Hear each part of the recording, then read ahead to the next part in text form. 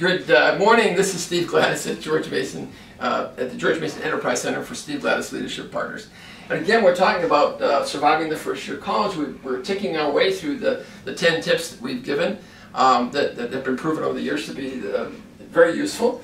The next one we're going to talk about is develop a positive attitude. I put a little graph up here I want to share with you.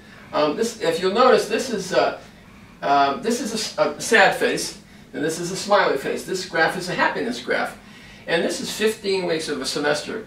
If you look at what happens to students when they come in as freshmen, when they come in at the beginning, they're all very happy. They spend a lot of time getting to know each other. There's no classes for the first few days. And so they really have a wonderful time, except when they start going to classes and start experiencing professors and tests and competition in classes and things like that. And about the 7th week, people hit a slump, right at about the 7th week.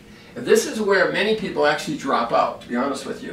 If you're a parent, you want to encourage your kids to stay with it, to work through that, and to stay to the end of the semester. Even if they say they want to drop out.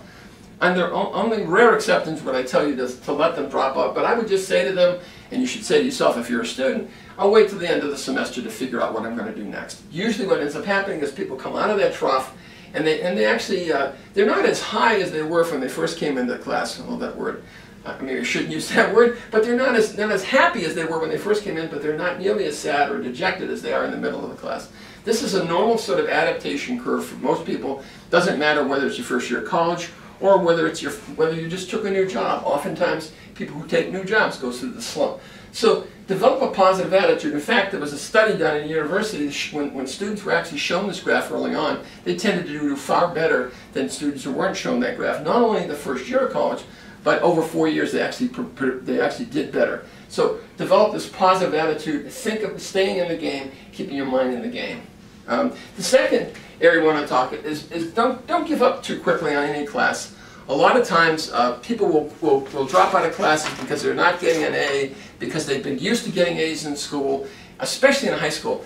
There's a book called Mindset by Carol Dweck, which I recommend that you read if you can. It's about people who have these fixed mindsets, who've been told their whole life that they're smart and they're intelligent.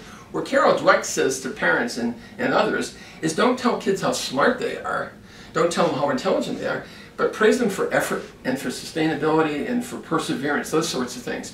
Because when you tell young students how smart they are, then they start getting what's called a fixed mindset, and they actually don't try as hard as they used to try. They take courses that are easier. They try to get grades to sustain that image, and as opposed to actually trying new things out, which you want them doing that first year.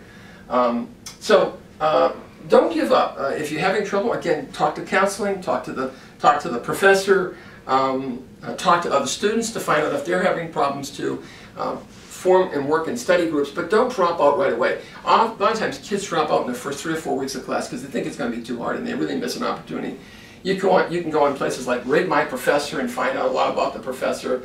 Is he as hard as he seems? Is he not as hard as he seems? What's going on here? But dropping out quickly is probably not your best play here.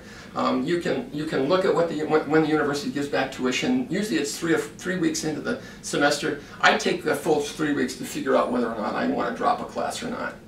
Thanks very much. This has been Steve Gladys for surviving the first year of college. We hope you enjoyed it. And again, hope you not only read this and reference it yourself, but that you also pass it on to other people. Thanks very much.